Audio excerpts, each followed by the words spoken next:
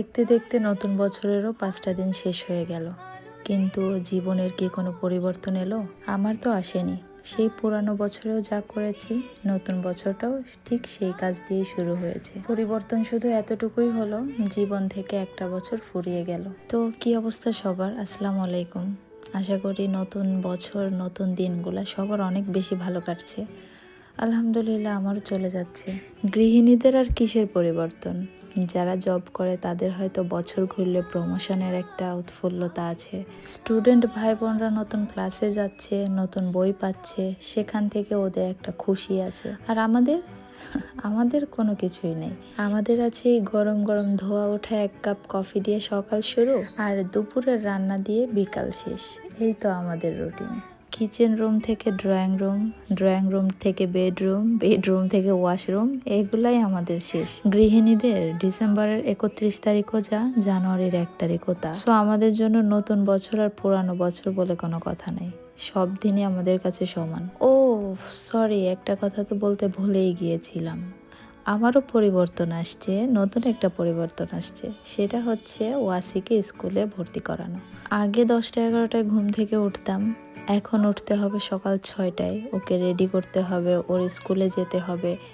এটা তো অনেক বড় পরিবর্তন। কি করে আমি এত বড় পরিবর্তনটা ভুলে গেলাম? আসলে এটা আমার পরিবর্তন না, এটা ওয়াসির জীবনের পরিবর্তনের প্রভাব আমার উপরে যতটা পড়তে হবে ঠিক ততটাই পড়লো, এই আর কি।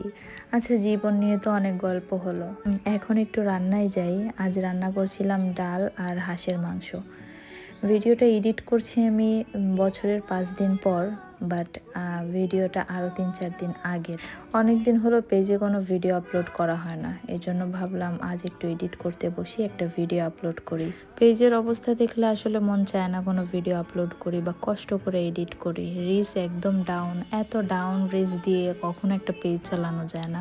যদিও পেজের এই রিচ ডাউন হওয়ার পেছনে আমি নিজেই দায়ী, কারণ একটা পেজের পেছনে অনেক বেশি শ্রম দিতে হয়, অনেক সময় দিতে হয়, সেটা আমি কখনোই প্রপারলি দিই না, যার কারণে আমার পেজের রিচ থাকবে না। এটা খুবই নর্মাল, এটা পেজের দোষ না, এটা দিন শেষে আমারই দোষ। মাংসটা রান্না অনেক বেশি মজা হয়েছিল। লামকে যখন আমি পরোটা দিয়ে খেতে দিয়েছিলাম, ও বলল যে বাসার ভাইব পাচ্ছি, আম্মুর হাতের রান্নার একটা পাচ্ছে ও স্মেল। তাই মনে হলো আমিও বোধহয় আম্মুর মতো অনেকটাই শিখে গিয়েছি। এটা একটা দেশি ছোট হাঁস ছিল, যাকে বাংলায় আমরা বলি পাতি হাঁস। তো আজকের মতো আমার রান্না এখানেই শেষ, আর আমার গল্পগুজবও শেষ।